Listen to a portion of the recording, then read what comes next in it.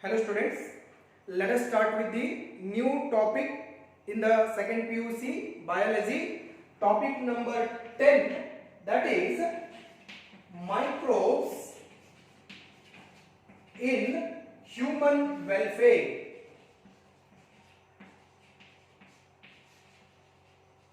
Microbes in human welfare. Okay, this topic is very much important for the NEET and CET. ಯಾಕೆ ಅಂತಂದ್ರೆ as the name of the topic, microbes in human welfare. In this topic you are going to study different types of microbes and their effects and their uses. So hence this topic is very much essential for the NEET as well as the KCET. Okay, let us start with the topic. So in the topic number 8, that is human health and diseases, where you have studied there are so many different types of microorganisms. These microorganisms they causes the different diseases in the human beings. Okay, entire topic alli kaltidiri different microorganisms galanna kaltidiri and what the diseases caused by those microorganisms galanna kaltidiri. But in this particular topic you are going to study the goodness of the microbes. What are the uses of the microbes for the human beings? And what are the fields in which the microorganisms are being used? ಅನ್ನೋದನ್ನ ಈ topic ಒಳಗೆ ನೀವು ಏನು ಮಾಡ್ತೀರಿ, ಸ್ಟಡಿಯನ್ನ ಮಾಡ್ತೀರಿ. Okay, hence this topic is very much important for the NEET. Okay, let us study about this particular topic. So microorganisms, the very small organisms, they are measured even in micrometers ಒಳಗಿರುತ್ತೆ. micrometer ಒಳಗ size micron ಗಟ್ಟಲೆ size ಇರ್ತದೆ. Okay, such small microorganisms, they can live everywhere, ಎಲ್ಲಿ ಬೇಕಲ್ಲಿ ವಾಸ ಮಾಡಬಹುದು. They can live in the hot springs having about 100 degrees Celsius of temperature. They can live in a area where there is a thick ice about feet of height. ಅದು ದಪ್ಪವಾದಂತ ಐಸ್ನ ಬುಕ್ಕೆಗಳಲ್ಲಿ ಇರ್ತಾವು ಮತ್ತು ಬಿಸಿ ನೀರಿನ ಬುಕ್ಕೆಗಳಲ್ಲಿ ಇರ್ತಾವು. And they can even live in the deepest earth crust. Okay, ಎಲ್ಲಿ ಬೇಕಾದರೂ micro ಆರ್ಗಾನಿಸಮ್ಗಳು ಇರಬಹುದು. In a handful of soil there are millions of microorganisms will be present. ಒಂದು ಬಗಸೆ ಮಣ್ಣನ್ನು ತಗೊಂಡ್ರೆ ಅದರೊಳಗೆ millions of microorganismಗಳು ಇದ್ದೇ ಇರ್ತಾವೆ. It means that the microorganisms are everywhere. Out of these microorganisms, some of the microorganisms are they are good for the humans and some are the causes the diseases. ಅರ್ಥ ಆಯ್ತಲ್ಲ? So ಅದರಲ್ಲಿ ನಾವು ಇವತ್ತು ಕಲಿತಾ ಇರುವಂತದ್ದು good microorganisms, the microorganisms which are helpful for the humans. Okay, so this is categorized into two varieties. One is the microbes in the household. Okay, microbes in the household purposes, the uses of microbes in the households ಅಂತಂದ್ರೆ ಮನೆಯಲ್ಲಿ micro ಆರ್ಗಾನಿಸಮ್ಗಳ ಯೂಸ್ಗಳ ಬಗ್ಗೆ ಕಲಿತೀವಿ. Okay, so ನೋಡ್ತಾ ಹೋಗೋಣ. The microorganisms are used in the everyday life, like a microorganism called lab. Microorganism called lab. Lab ಅಂದ್ರೆ ಏನದು? Lactic acid bacterium. Lactic acid bacterium. Lab is used for the making of milk into curd. Lactic acid bacterium, it is one of the bacteria that is helpful for the conversion of the milk into curd. ಹಾಲನ್ನು ಮೊಸರನ್ನಾಗಿ ಮಾಡುವಂತದ್ದು ಯಾವುದು? That is lactic acid bacterium. Lactic acid bacterium. ಅರ್ಥ ಆಯ್ತಾ? ಯಾವ ರೀತಿ ಮಾಡ್ತದ? So ಯಾವ ರೀತಿ ಅಂತಂದ್ರೆ this during the growth of this lactic acid bacterium, it produces some acids. During the growth of this lactic acid bacterium, it produces some acids and that acids coagulates ಅಂದ್ರೆ ಹೆಪ್ಪುಗಟ್ಟಿಸ್ತದ, coagulates the partially or completely digested milk. completely milk ಅನ್ನ ಏನು ಮಾಡ್ತದೆ, coagulate ಮಾಡ್ತದೆ. ಯಾವುದು? Lab lactic acid bacterium. ಅದನ್ನ ಹೊರತಾಗಿ lab ಕೆಲಸ ಏನು? So lab even helpful for the improving the vitamin B12. okay, lab even helpful for the increasing the vitamin B12 in the body, in the stomach. stomach ಅಲ್ಲಿ ಇರುವಂತಹ vitamin B12 ಅನ್ನ increase ಮಾಡ್ತದೆ. ಯಾವುದು? Lab. ಕೇಳಬಹುದು, what is the role of lab in the house hold ಅಂತ ಕೇಳ್ತಾನೆ. ಒಂದು, the lab lactic acid bacterium, it is helpful for the conversion of milk into curd. During the growth of lab, it releases some acid. That acid coagulates partially digested milk and convert it into okay, ಏನು curd. So milk protein ಅನ್ನು digest ಮಾಡಿ ಅದನ್ನ ಏನು ಮಾಡ್ತದ, curd ಆಗಿ convert ಅನ್ನ ಮಾಡ್ತದ. And not only that, the ಯಾವುದು lab it helpful for the increasing the vitamin B12 in the stomach. Stomach ಅಲ್ಲಿ ವಿಟಮಿನ್ B12 ಅನ್ನು ಇನ್ಕ್ರೀಸ್ ಮಾಡಲಿಕ್ಕೂ ಯಾವ್ದು ಹೆಲ್ಪ್ ಆಗ್ತದ? ಲ್ಯಾಬ್ ಹೆಲ್ಪ್ ಆಗ್ತದ. ತಿಳಿತಾ? ನೆಕ್ಸ್ಟ್ ಮತ್ತೆ help ಆಗ್ತಾವು microbes. So the deaf ಹಿಟ್ಟು, ನಾದಿನ ಹಿಟ್ಟು, the deaf which is used for the making the food like idli, dosa, vada, ಏನೇನ್ ಮಾಡ್ತಿರಲ್ಲ. so duff which is used for the making the idli, vada and even the dosa. so in this the bacteria, one type of bacteria, it ferment this duff ಅನ್ನು ಏನು ಮಾಡ್ತದೆ, fermentation ಮಾಡ್ತದೆ. due to this fermentation there is a release of carbon dioxide. There is a release of carbon dioxide. So during elimination of carbon dioxide, the puffed appearance ಆಗ್ತದೆ. So ಅದಕ್ಕೆ ಏನಂತ ಕೇಳ್ತಾರೆ, the puffed appearance of idli, dosa and vada, even the bread, bakery items is because of the elimination of carbon dioxide due to the fermentation.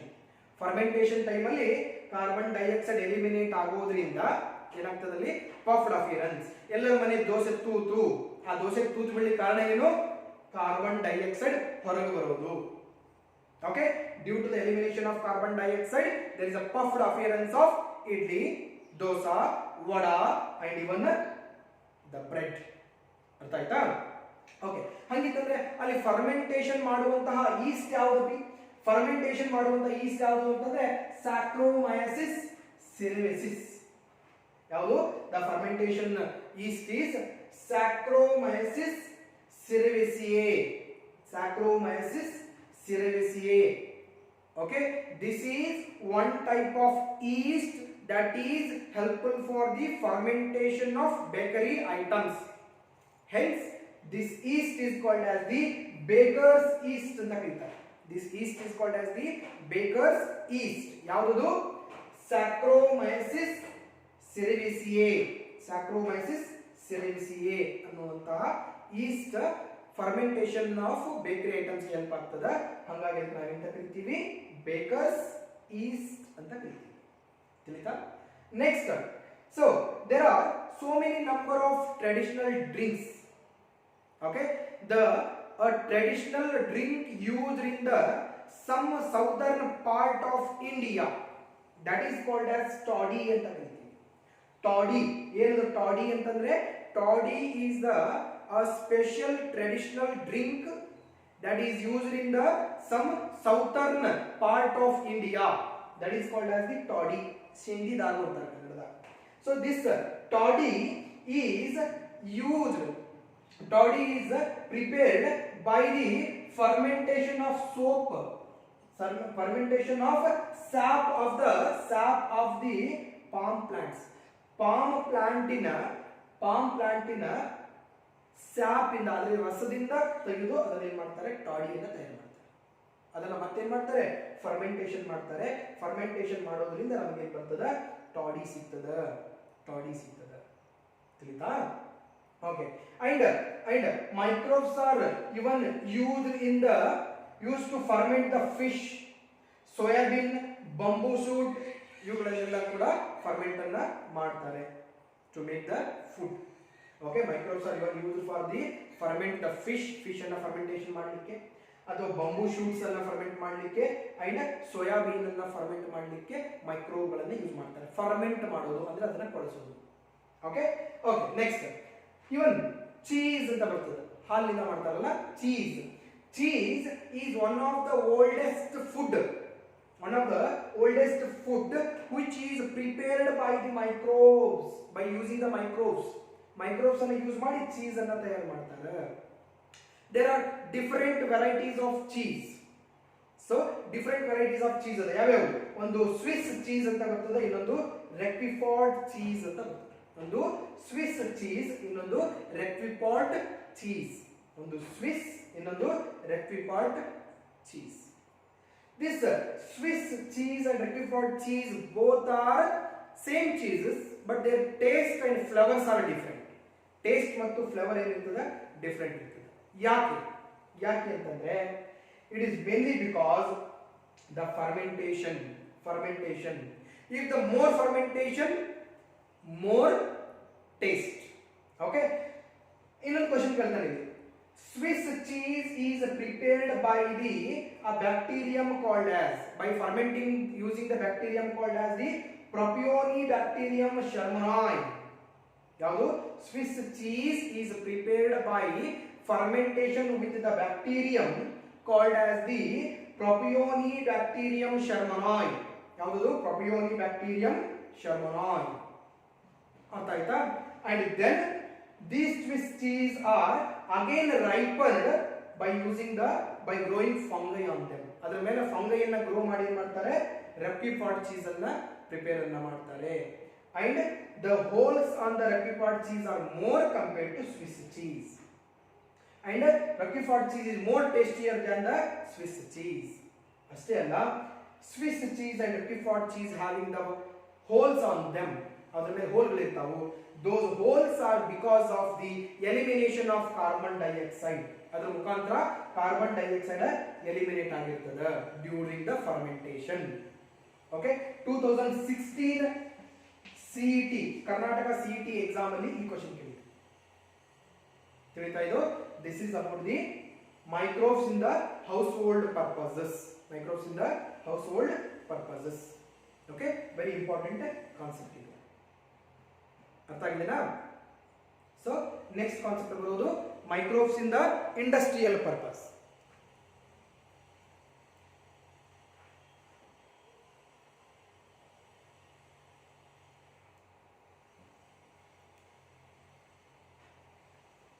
Next ಬರೋದು microbes in the industrial purpose. ನೋಡಿ, explain the microbes in the household purpose ಅಂತ 5 ಮಾರ್ಕಿಗೆ ಕೇಳಬಹುದು, ಅಥವಾ ಒಂದೊಂದು ಮಾರ್ಕಿಗೆ separate ಆಗಿ ಕೇಳಬಹುದು. 2 ಮಾರ್ಕನ್ನ mix ಮಾಡಿ 2 ಕೇಳಬಹುದು, 3 ಕೇಳಬಹುದು, ಯಾವ ರೀತಿ ಬೇಕಾದ್ರೂ ಕೇಳಬಹುದು. ಆ 5 ಮಾರ್ಕಿಂಗ್ ಕಾನ್ಸೆಪ್ಟ್ ಅನ್ನ ಪರ್ಫೆಕ್ಟ್ ಆಗಿ ಓದಿದ್ರೆ ಎಲ್ಲಾ ರೀತಿ ಕ್ವೆಶ್ಚನ್ಸ್ ಗೆ ಟಚ್ ಮಾಡಿ. ತಿಳಿತಾ? That is about the microbes in the household purpose. Next, microbes in the industrial products. ಎಲ್ಲೆಲ್ಲಿ ಯೂಸ್ ಮಾಡ್ತಾರೆ microbes? Microbes are even used in the synthesis of the number of valuable products like beverages and antibiotics. Beverages ಗಳ ತಯಾರಿಕೆಯಲ್ಲಿ ಬಳಸ್ತಾರೆ, antibiotic ಗಳ ತಯಾರಿಕೆಯಲ್ಲಿ ಬಳಸ್ತಾರೆ.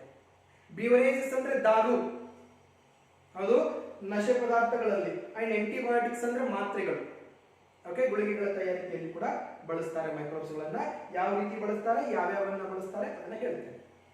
And the production on an industrial scale requires growing the microbes in a very large vessels. Those large vessels are called as the fermenters. In industrial purpose ಅಲ್ಲಿ fermentation ಬಹಳ ದೊಡ್ಡ ಮಟ್ಟದಲ್ಲಿ ಮಾಡಬೇಕಾಗ್ತದೆ. So for that the microbes are grown in a very large vessels, and those large vessels are called as the fermenters. The production on an industrial scale, microbes should be grown in a large scale in the large vessels.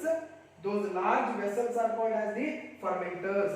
ನಿಮಗೆ diagram ಅಲ್ಲಿ ಕಾಣ್ತದೆ ನೋಡು, these are the fermenters. ಅರ್ಥ ಆಯ್ತಾ? Okay. So next microbes ಅನ್ನು industrial level ಅಲ್ಲಿ ಎಲ್ಲೆಲ್ಲಿ use ಮಾಡ್ತಾರೆ? ಓಕೆ, ಅದರಲ್ಲಿ first one is the microbes in the fermentation of the beverages ಅಂದ್ರೆ ದಾರು ತಯಾರಿಕೆಯಲ್ಲಿ. ಸೊ ಮೈಕ್ರೋಬ್ಸ್ ಎಸ್ಪೆಷಲಿ ಈಸ್ಟ್ ಯಾವುದು? ಸ್ಯಾಕ್ರೋಮೈಸಿಸ್ ಸೆರೆವಿಸಿಯೇ ಮೈಕ್ರೋಬ್ಸ್, ಅದರಲ್ಲಿ specially the yeast called as the Saccharomyces cerevisiae, which is called as the baker's yeast. That same yeast used for the making the beverages. beverage ತಯಾರಿಕೆಯಲ್ಲಿ fermentation ಮಾಡಲಿಕ್ಕೆ Saccharomyces cerevisiae ಅನ್ನು use ಮಾಡ್ತಾರೆ. This Saccharomyces cerevisiae is used for the fermentation of the beverages like wine, beer, whiskey, brandy or rum. ಇವುಗಳನ್ನ ferment ಮಾಡಲಿಕ್ಕೆ use ಮಾಡ್ತಾರೆ. ಯಾವುದು? Saccharomyces cerevisiae. Hence it is also be called as the beverages yeast. Brewer's yeast ಅಂತಾರೆ. Brewer's yeast ಅಂತಾರ, ಇಲ್ಲ ಅಂತಂದ್ರೆ bakers yeast ಅಂತಾನೂ ಕರೀತಾರೆ. ಎದಕ್ಕೆ? Saccharomyces cerevisiae. ಬಹಳ ಇಂಪಾರ್ಟೆಂಟ್, ನೆನಪಿಟ್ಟುಕೊಳ್ಳಿ. ಓಕೆ, ಸೊ ಹೆಂಗೆ ಯೂಸ್ ಮಾಡ್ತಾರೆ ಇದನ್ನ? This Saccharomyces cerevisiae, it is used for the fermenting the malted cereals and fruits. Cereals ಕಾಳುಗಳನ್ನ ಮತ್ತು ಫ್ರೂಟ್ಗಳನ್ನ ಫರ್ಮೆಂಟ್ ಮಾಡಲಿಕ್ಕೆ Saccharomyces cerevisiae ಅನ್ನ ಯೂಸ್ ಮಾಡ್ತಾರೆ. ಮಾಲ್ಟೆಡ್ ಸೀರಿಯಲ್ಸ್ ಮತ್ತು ಜ್ಯೂಸ್ಗಳು ಫರ್ಮೆಂಟ್ ಆಯಿತು ಅಂತಂದ್ರೆ ಅದರಿಂದ ಏನು ಹೊರಗೆ ಬರ್ತದ? ಎಥೆನಾಲ್ ಬರ್ತದ. Ethanol C2H5OH is nothing but what? ದಾರು. ಅದೇ ದಾರು ಅನಿಸ್ಕೊಳ್ತದೆ. ಓಕೆ, ಎಲ್ಲರೂ ಸ್ಯಾನಿಟೈಸ್ ಯೂಸ್ ಮಾಡಕತ್ತಿರೋರು ಅದ್ರ ಮ್ಯಾಗ ನೋಡ್ರಿ ಎಥೆನಾಲ್ ಅಂತ ಬರೆದಿರ್ತಾರೆ. ಏನದು? That is the beverage. Okay, then depending on the type of raw material used for the fermentation, there are two processes. Depending on the raw material used in the fermentation, there are two processing.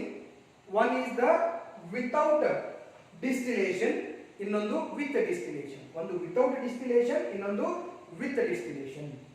Okay, raw material ಯಾವುದನ್ನು use ಮಾಡ್ತೀವಿ ಅದರ ಮೇಲೆ without distillation, ಇನ್ನೊಂದು with distillation, ಎರಡು process ಅನ್ನು ಮಾಡ್ತಾರೆ. So wine, beer, wine ಮತ್ತು ಬಿಯರ್ಗಳು ಏನು? These are the produced without distillation, without filtration, distillation ಇಂದ ಮಾಡ್ತಾರೆ. ಯಾವುದು? ವೈನ್ ಮತ್ತು bears R produced without distillation. Wear as the whisky, brandy and rum, these are produced by the distillation of the fermented broth. fermented broth ಅಂತಂದ್ರೆ ಆ ferment ಮಾಡಿದಾಗ ಬಂದಂತಹ ರಸ ಅಂತೀವಿ ನೋಡು, ಅದು ಬ್ರಾತ್. ಅರ್ಥ ಆಯ್ತಾ?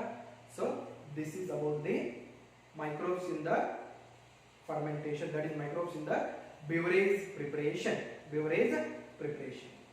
Okay, so next ಬರುವಂತದ್ದು microbes in the antibiotic preparation ಅಂತ ಬರ್ತದೆ. ಅದನ್ನ ನೆಕ್ಸ್ಟ್ ಕ್ಲಾಸ್ ಅಲ್ಲಿ ನೋಡೋಣ. But before that if you have anything to ask about these two concepts, almost 15 ಮಾರ್ಕಿಂದ ಇದು ಕಾನ್ಸೆಪ್ಟ್ ಇದು. ಸೊ ಇವೆರಡು ಕಾನ್ಸೆಪ್ಟ್ ಮೇಲೆ ಏನಾದರೂ ಡೌಟ್ ಇತ್ತು ಅಂತಂದ್ರೆ you can ask it. Okay.